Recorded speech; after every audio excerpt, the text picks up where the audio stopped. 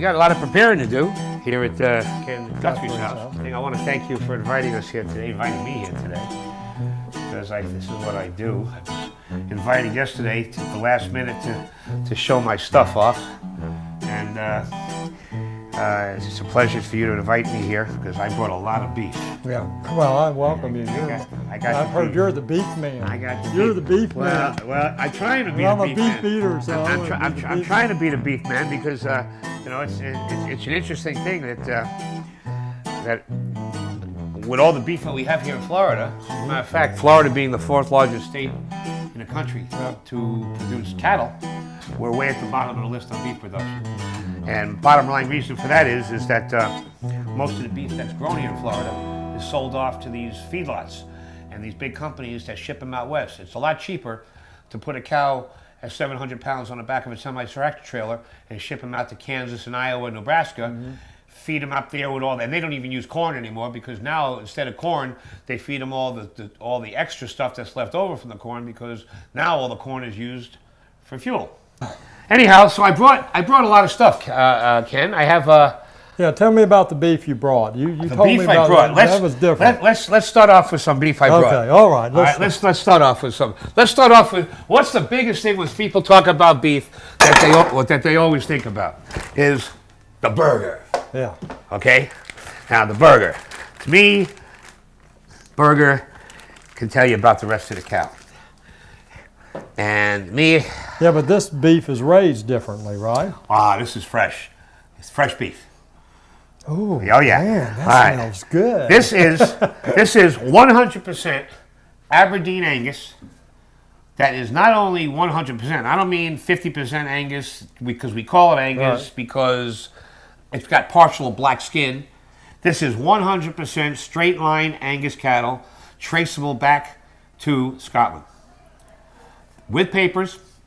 And this beef is raised right here in north central Florida, 810 acres. They are raised on 810 acres of luscious grass.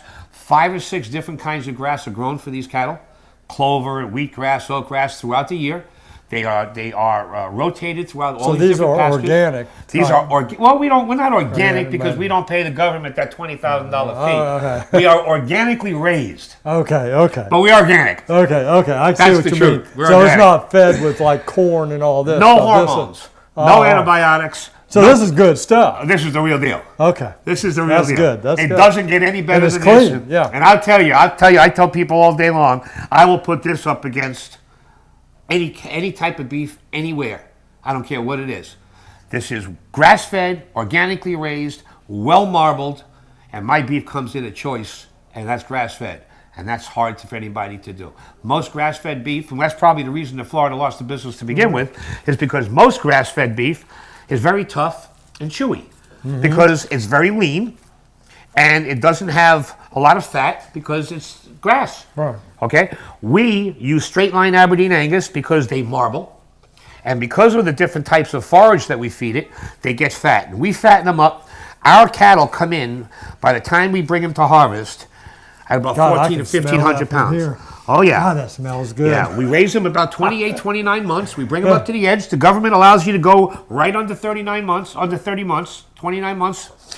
And we bring them up that way naturally. And we get ours up to about 1,400 pounds naturally, where feedlots need to take, they inject them with all that stuff. So we do it naturally.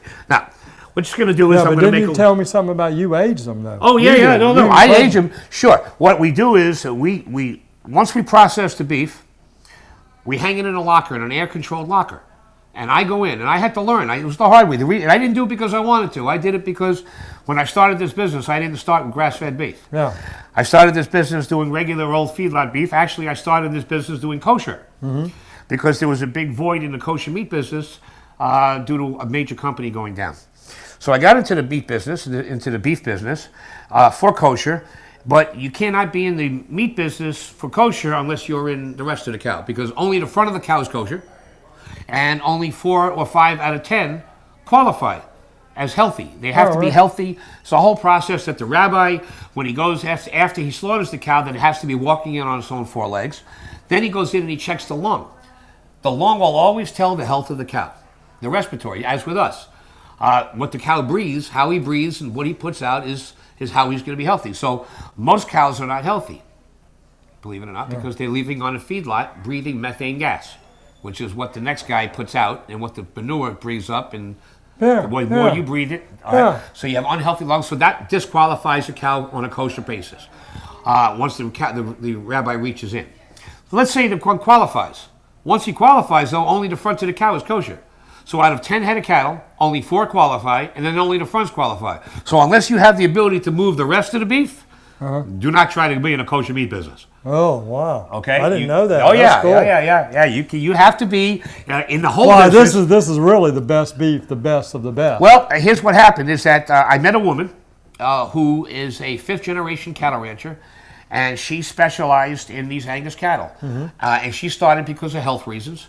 But I heard that she was doing this in Florida. And what she did was so what she are you raised putting the on quality there beef. now? Just throwing in a little kosher salt. Okay. Just to bring out a little bit of flavor. This beef has its own flavor. So what we do is, we'll get back to the aging story, is once we process the beef, I hang it in a air-controlled locker for up to 28 days. And what happens is the first 10 to 12 days, the enzymes in the meat will eat away at the muscle to tenderize it. Okay? And the last 10 to 12 days, all is for its moisture depleting and making the beef beefier and heavier tasting. But the first 10, 12 days are for moisture, or for the enzymes to make it tender. So now we have a little bit of ground beef, and this is not ground chuck or ground rounds or anything. This is just regular ground beef from the whole cow. And, I'm a real hamburger freak, so I don't like those messy looking hamburgers.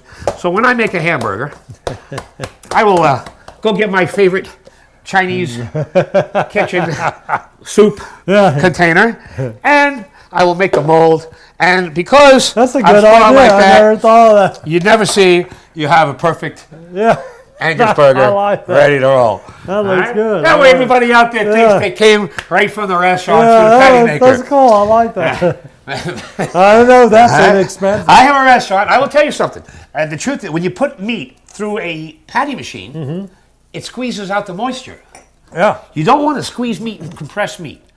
You don't want to compress ground beef because it makes it very chewy and very tough. Oh, I didn't know you want that. the beef to be as loose as possible, but you don't want it to fall apart.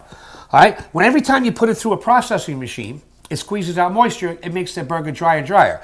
I have restaurants here in town that they will only buy the meat, not patty, because I taught them how to go get one of their Chinese containers and make their own burger patty. I like that. I do all this work to make these patties. Just make these beautiful and patties. here you sit there and show me this. And all you got to do, and I'm packing you it, don't have getting the air out. Right? I'm sitting there You going, don't oh have to my do God. it. All you want is the beef to stay together. All right. Now I know this because I do this for about 200 kids every week up in Gainesville, and they all get custom burger patties, like they came right out of the box.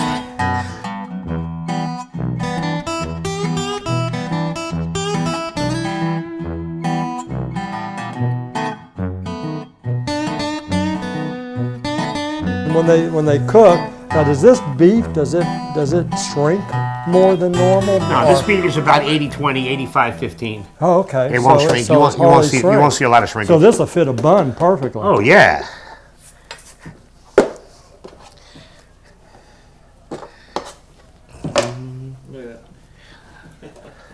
That is cool. I love it. All right, one more, and then we'll go back to talking. All right. Yeah, make sure you move this off. All right. And the next thing, then we'll Or do put another this beef. on this side. There you go.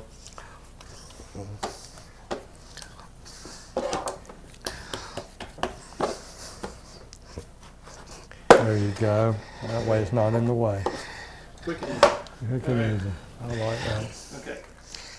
All right. Let me knock these out real quick, and then we'll go to the next cut. All right. Where are we going to next time?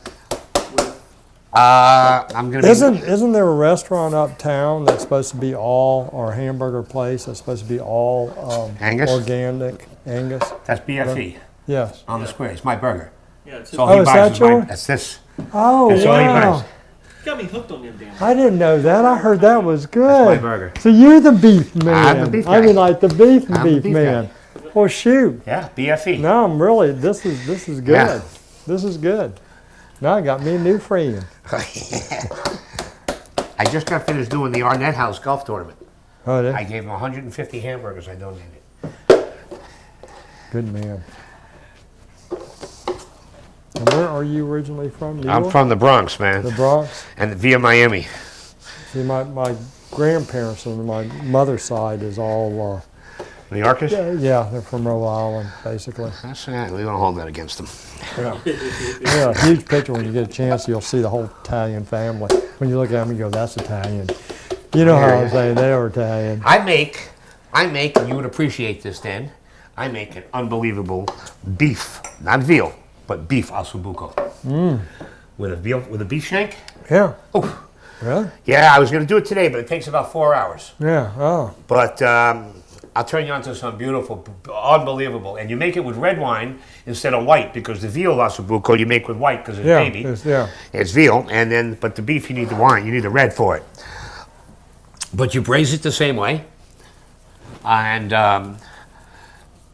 you cook it the same way, except you use the red, and you put it over polenta, or you can put it over. Actually, I saw this new recipe for beer for the South.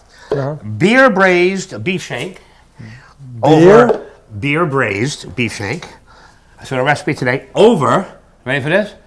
Garlic grits. Talk about for the boys from the South. Ooh, I bet that's got a nice taste to Oh it. yeah.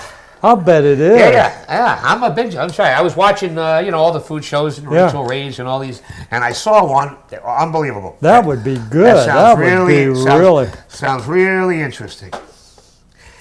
So now that we're down to the bottom one, the last one, basically all we do with that one is turn it into a meatball. Make it nice and oval and round, and you put it down. You don't worry about the round of it. You take the top of the burger and you push it down, and you have close to the same thing. And we're done. All right.